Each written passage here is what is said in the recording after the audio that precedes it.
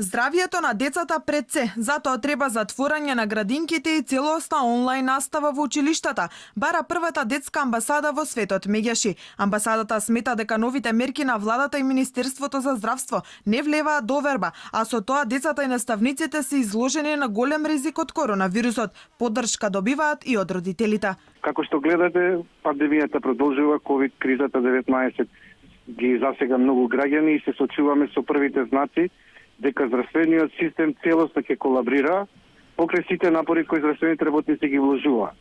Сакаме да наброиме неколку загрижувачки работи од информациите што ги добиваме во последниот период од граѓаните.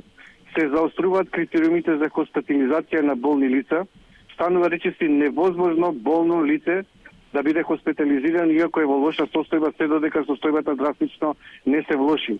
Од меѓаш исто така велат дека загрижува што и потенцијално заразени дечиња и здрави се прегледуваат во иста просторија. Дополнително на ова на телефоните во болничките оддели и на телефоните на кои се закажува тестирање, никој не одговара, потенцираат од амбасадата. Луѓето од потесниот семеен круг на заболените кажуваат дека не добиваат известување за самоизолација ниту насока како треба да се однесуваат, дали треба да се тестираат и така натаму.